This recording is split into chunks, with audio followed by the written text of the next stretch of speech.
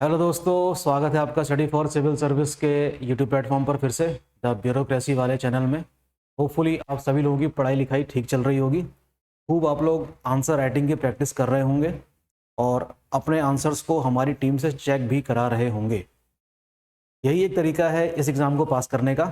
ठीक है, ये आप जानते ही हैं। तो हम लोगों ने लास्ट लेक्चर में GS2 का पॉइंट नंबर 3 डिस्कस किया था।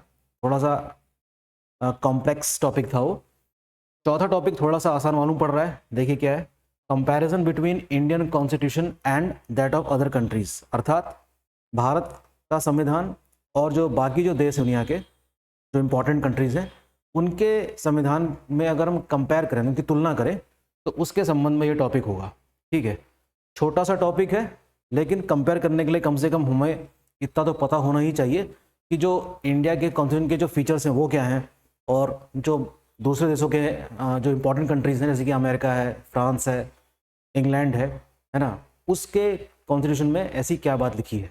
ठीक है, तो आइए आज हम आपको सीधे अपने कंटेंट के जरिए ही इस टॉपिक को क्लियर करने का प्रयास करते हैं कि इसमें आपको क्या क्या पढ़ना होगा। देखिए, तो कॉन्स्टिट्यूशन क्या होता है? एक रिटन डॉक्यूमेंट है, एक दस्तावेज है जिसके अनुसार किसी भी देश की कानून व्यवस्था स्थापित होती है। सरकार, राज्य का मुखिया, है ना, और कई सारी प्रणालियाँ। अगर आप कोई आपसे पूछे कि देश कौन चलाता है, तो इसका सीधा जवाब दे सकते हैं कि देश संविधान के अनुसार चलता है, चाहे किसी का भी, कोई भी देश की अगर हम बात करें तो। ओके, तो भारत में भी इस प्रकार की व्यवस्था मौजूद है। हमारा एक लिखित संविधान है जो 26 जनवरी 1950 से लागू है। ओके, तो सबसे पहले तो हमने इस टॉपिक में आपको वो फीचर्स बताए हैं जो कि इंडिया के कॉन्स्टिट्यूशन में आपको देखने को मिलता है। देखिए किस प्रकार से रिटन कॉन्स्टिट्यूशन है हमारा, आप जानते ही हैं, और विश्व का सबसे बड़ा संविधान है। बाय कैमरलिज्म यानी कि द्विसदनात्मक व्यवस्था है। अगर हम पार्लियामेंट की बात करें तो, यानी कि लोकसभा और राज्यसभा। संसदीय प्रणाली है किसकी? सरकार की। क्वाजी फेडरल है, both federal and unity features देखने को मिलेंगे। ना तो बहुत कठोर है और ना ही ज़्यादा लचीला है। इंटीग्रेटेड एंड इंडिपेंडेंट जुडिशरी है, यानी कि न्यायपालिका है। प्रोसीजर इस्टेब्लिश्ड बाय लॉ, अर्थात विधि द्वारा स्थापित कानून की जो प्रक्रिया है वो सब हमने अपने उसमें इंक्लूड करी है। Inseparable executive, legislative and judiciary, ये हमने लास्ट लेक्चर में डिस्कस किया भी था। And the synthesis of parliamentary sovereignty and judicial supremacy. ठीक, तो इस चीज़ पे हमने कुछ टॉपिक्स पे चर्चा हमने करी थी। तो आइए देख लेते हैं जो विश्व के जो इंपॉर्टेंट कंट्रीज़ हैं, जैसे कि सबसे इंपॉर्टेंट तो खैर चलिए मान लेते हैं अमेरिका का संविधान। वहाँ पर हम देखते हैं कि प्रेसिडेंशियल फॉर्म ऑफ गवर्नमेंट है, और देखिए एक फेडरल सिस्टम काम करता है अमेरिका में। Oldest federal state in the world माना जाता है। Division of power between central government and the state government वहाँ भी है। अवशिष्ट शक्तियाँ भी हैं किसमें? राज्यों में निहित जो हैं। Each state has its own constitution. ये चीज़ जो अमेरिका के कॉन्स्टिट्यूशन की है, ये भारत के संविधान से इसको अलग करती है। ठीक है, elected legislature, governor and supreme court वहाँ भी है। तो the most important feature of American constitution is what? The presidential form of government. ठीक है, यानी कि राष्ट्रपति है। हमारे देश में तो क्या है? संसदीय प्रणाली है, और वहाँ पर कैसी है? राष्ट्रपति क्या है? सरकार का मुखिया है। भारत में कौन मुखिया है सरकार का? प्रधानमंत्री है। ठीक है, president is both the head of the state and the head of government. Bharat के केस में क्या है? हेड ऑफ द स्टेट कौन है? राष्ट्रपति है। लेकिन अमेरिका के केस में कौन है? राष्ट्रपति है प्लस सरकार का मुखिया भी वही है। It leads the executive branch, elected for fix tenure. हाँ, इनका जो कार्यकाल है वो 1 साल कम है हमारे से। हमारे वहाँ 5 साल का है, यहाँ 4 साल का है। अभी राष्ट्रपति के चुनाव होने ही वाले हैं, काफ़ी चर्चा चल रही है अमेरिका में। किचन कैबिनेट का कॉन्सेप्ट वहाँ है, और इंडिया में भी देखने को मिलता है। ठीक है, अनौपचारिक रूप से। President can not dissolve the House of the representative, the lower house. ठीक है, डिसॉल्व नहीं कर सकता। सेपरेशन ऑफ पावर दी गई है, लेजिस्लेटिव है, एग्जीक्यूटिव है, जुडिशरी, यहाँ भी एक इंडिपेंडेंट तरीके से काम चलता है। ठीक है, legislative power Congress, executive power president, judicial power Supreme Court. Check and balance का कॉन्सेप्ट वहाँ भी है। Partial control over other organs, example veto power of the president enjoy करता है वहाँ भी। प्रेसिडेंट अपॉइंट द जजेस after consulting the Senate, Senate से कंसल्ट करके ही जजों की नियुक्ति होती है। Supremacy of the constitution, and judicial review वाला कॉन्सेप्ट वहाँ भी है, और जुडिशियल रिव्यू वाला कॉन्सेप्ट हमने यूएसए से ही लिया है। ठीक, कुछ चीज़ें हमने अमेरिका के संविधान से भी प्रभावित होकर ली हैं, और ये रहे वे नंबर्स जिसमें आप कॉल करके और भी अधिक जानकारी प्राप्त कर सकते हैं। यकीन मानिए इस कम समय में भी काफ़ी कुछ चीज़ें की जा सकती हैं अगर स्मार्टली चीज़ों का किया जाए तो। ये रहा, सुप्रीम कोर्ट में declare law null and void if it does not confirm with the provision of the constitution. ये बात भारत के संविधान में भी आपको देखने को मिलती है। तो ये सारी चीज़ें आपको अमेरिका के कॉन्स्टिट्यूशन के बारे में पता चलती हैं। कुछ चीज़ें अलग हैं और अधिकतर चीज़ें क्या हैं, सिमिलर देखने को मिलेंगी आपको। ठीक है, डुअल सिटीजनशिप का कॉन्सेप्ट वहाँ पर है, इंडिया में ऐसा नहीं है। इंडिया में सिंगल सिटीजनशिप का है जो हमने यूके से लिया है। ओके, कॉन्स्टिट्यूशन काफ़ी रिजिड है। एक चीज़ और अमेरिका के कॉन्स्टिट्यूशन को इंडिया के संविधान से अलग करती है, वो ये कि वहाँ का संविधान काफ़ी कठोर है। यहाँ पर कठोरता और लचीलेपन का एग्जाम्पल ये होगा कि हमने अपने संविधान में कितनी बार संशोधन किए हैं। तो हमको पता चलता है कि इंडिया के संविधान में तो अपने अनुसार, अपनी सुविधा के अनुसार हमने 100 से भी ज़्यादा बार संशोधन कर लिए हैं अब तक। 1950 में जब हमारा संविधान लागू हुआ तो अगले ही साल पहला संविधान संशोधन हो गया था 1951 में। Constitution can be amended only after the ratification of the 3/4 of the state. ठीक है, लेकिन इस केस में मतलब ये चीज़ बहुत टिपिकल मानी जाएगी वहाँ पे, और इंडिया में तो हमने कई सारे संशोधन अपने सामने ही होते हुए देखे हैं। तो वो थोड़ा सा फ्लेक्सिबल की तरफ ज़्यादा क्या करता है, इंडिया का कॉन्स्टिट्यूशन झुका हुआ नजर आता है। रिमूवल ऑफ द प्रेसिडेंट का कॉन्सेप्ट यहाँ भी है। ठीक है, तो आप प्लीज़ इन सब चीज़ों को हमारे कंटेंट से देख सकते हैं। अब बात कर लेते हैं किसके, ब्रिटेन के संविधान की। ब्रिटेन का संविधान लिखित संविधान ना होकर अलिखित संविधान है। ठीक है, और काफ़ी चीज़ें हमने ब्रिटेन के संविधान से ही प्रभावित होकर ली हैं। हमारा जो एक्सपीरियंस है कॉलोनियल एरा वाला, उसमें उसकी पूरी छाप हमको हमारे संविधान में देखने को मिलती है। राजा या रानी क्या होगी, मुखिया होगी। किंग या queen should give assent to the bill pass by the parliament. यही काम जो इंडिया में राष्ट्रपति का है वो काम वहाँ के राजा या रानी करती हैं, महारानी करती हैं। Cabinet is collectively responsible to the House of Commons, यानी कि हाउस ऑफ कॉमन की कंपैरिजन किससे कर सकते हैं, लोकसभा से। ये वही बातें हैं जैसा कि इंडिया के संविधान में आपने पढ़ा है। Leaders of the majority, flexible constitution, unitary constitution, parliamentary form of government. Head of the state कौन है, राष्ट्रपति के बजाय वहाँ पर राजा है। इस समय कौन है, किंग्स चार्ल्स हैं। Prime minister shall be the head of the government, ये इंडिया में भी है। Ministers are collectively and individually responsible वगैरह वगैरह। ये दरअसल सारी बातें आपको पता है। तो इंग्लैंड के संविधान को समझने में आपको कोई भी दिक्कत नहीं होगी। ओके, कुछ चीज़ें इसमें अलग है, जैसे कि no system of judicial review, लेकिन इंडिया में ऐसा है। कॉन्स्टिट्यूशनल मोनार्की, वहाँ का जो संविधान है कैसा है, राजतंत्रात्मक प्लस डेमोक्रेटिक भी है। ठीक, किंग या queen is the head of the state, और ये एक हेरिडेटरी पोजीशन है, अर्थात वंशानुगत है। Real power lies with the cabinet, bicameralism है वगैरह वगैरह। ये सारी बातें आप लोग जानते ही हैं। और सीधे हम पहुंच जाते हैं फ्रांस के संविधान में। फ्रांस का संविधान भी एक लिखित संविधान है।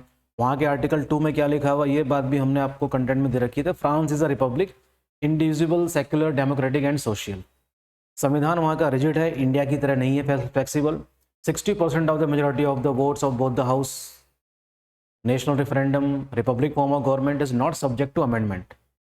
हाँ, ये थोड़ा सा आपको, अगर आप इस टॉपिक को पढ़ेंगे तो संभवतः जितना मैं समझ रहा हूँ कि तैयारी के दौरान आमतौर पर आपने ये वाले टॉपिक्स नहीं पढ़े होंगे, तो आप हमारे कंटेंट का इस्तेमाल करके इसको देख सकते हैं। मैंने जानबूझ के इस कंटेंट को आपके सामने रखा, ठीक है, ताकि आपको थोड़ी आसानी हो। President is elected for 5 years, nominated council of minister headed by PM which is responsible to the parliament. ये सारी बातें सभी जगह कॉमन सी नज़र आ रही हैं। ठीक है, बाय कैमरलिज्म है। अपर हाउस क्या कहा जाता है फ्रांस में, सीनेट कहा जाता है, जहाँ पर सदस्यों का चुनाव कैसा होता है, इनडायरेक्टली फॉर्म में होता है, जैसे कि राज्यसभा में होता है, लेकिन वहाँ का जो टर्म है वो 9 साल का है। ये थोड़ा सा अलग बताता है। लोअर हाउस, जिसको नेशनल असेंबली कहा जाता है फ्रांस में, मोर पावरफुल है जैसे कि लोकसभा इंडिया में, लेकिन यहाँ का टर्म कितना है, 5 साल।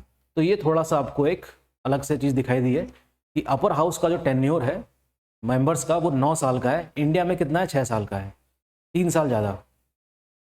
Parliament can make law only on the subjects which are defined in the constitution. ये सब बातें आपको लगभग सभी देशों में नजर आएंगी। क्योंकि अल्टीमेटली संविधान है किसके लिए? लोगों के लिए ही तो है। ठीक है, तो ये सब बातें आपको हमारे कंटेंट में देखने को मिल जाएंगी। इसी प्रकार से आपके सामने आता है जापान का संविधान, वो भी एक रिटन कॉन्स्टिट्यूशन ही है। ठीक है, 103 आर्टिकल्स हैं। देखिए, भारत के संविधान में जितने आर्टिकल्स आपको दिखाई पड़ेंगे ना, उतने आर्टिकल्स दुनिया के दूसरे देश में हैं ही नहीं।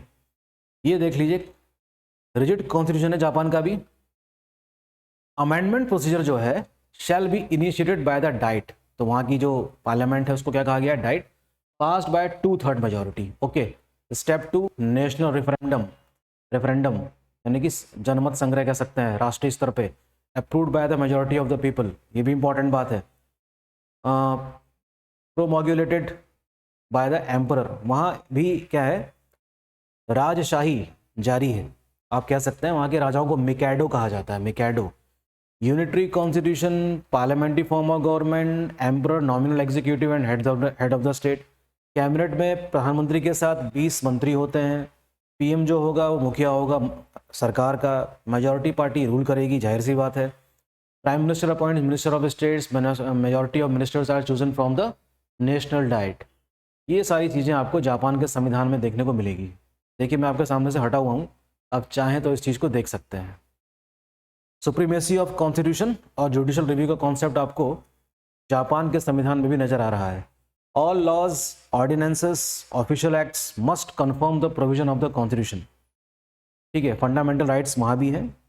Guaranteed number of civil, political and economic rights, right to equality, right to religion, right to property, right to education, economic rights, all are given in Japanese constitution.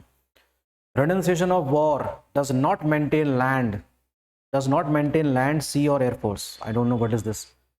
Bicameral यानी कि डाइट जो द्विसदनात्मक है। Upper house is called what? The House of Councillors. Lower house is called House of Representative. Diet is the sole law-making body of the state in Japan. Now we have Russian Constitution. Semi-presidential form of system जो आपको देखने को मिलेगा वो दिखाई देगा आपको Russia का। राष्ट्रपति आप जान ही रहे हैं, व्लादिमीर पुतिन कितने वर्षों से वहाँ के राष्ट्रपति बने हुए हैं, और आप देख सकते हैं कि 2035 तक आपको देखने को मिलेगा कि राष्ट्रपति पुतिन बने रहेंगे। इलेक्टेड फॉर 6 ईयर टर्म्स, लेकिन इनका टर्म लगातार बढ़ता गया है, आप देखते ही हैं। Government of Russia contains of a PM, that is the chairman of the government, deputy PM and federal minister and their ministries and department. ठीक है, it is also called as the executive branch. PM is appointed by the president with the consent of the state, that is Duma। तो ये एक की term है आपका यहाँ पर, Duma। The lower house is called what? Duma। रूस की राजनीति में प्रधानमंत्री की वो भूमिका नहीं है जो वहाँ के राष्ट्रपति की है। राष्ट्रपति suppose to be the most powerful person in Russia. संविधान लिखित है, रिपब्लिक स्टेट है। आर्टिकल 1 डिक्लेयर करता है कि Russia to be a republic having federal system. All important powers are vested in the central government.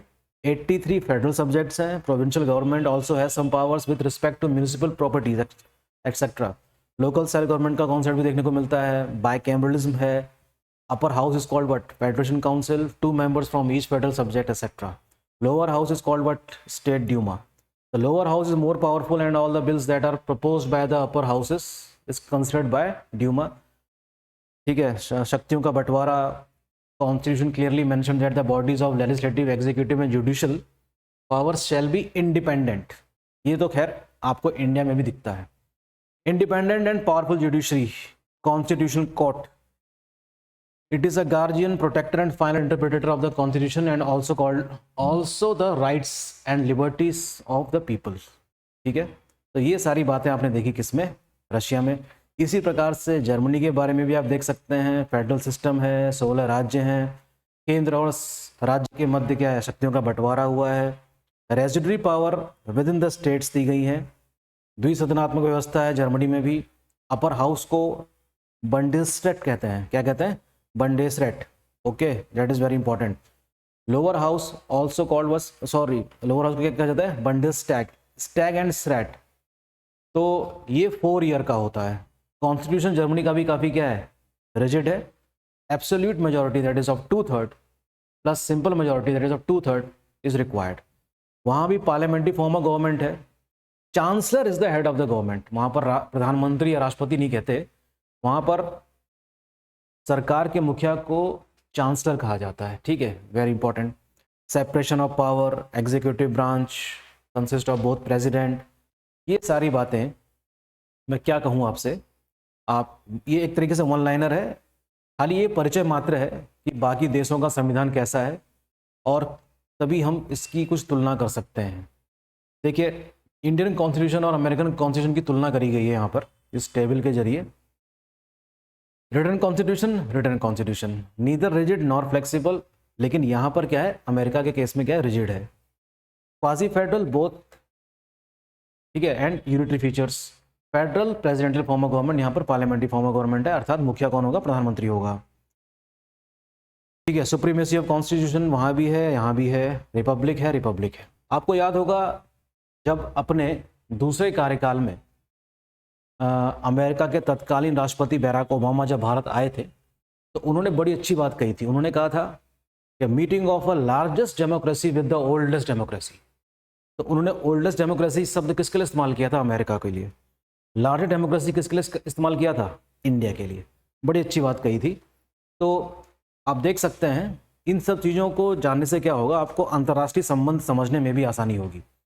अगर हम दूसरे देश के संविधान को समझते हैं तो थोड़ी सी आसानी हो जाती है हमारे लिए कि अंतर्राष्ट्रीय स्तर पे जो हमारे संबंध हैं वो किस प्रकार से काम करते हैं, ठीक।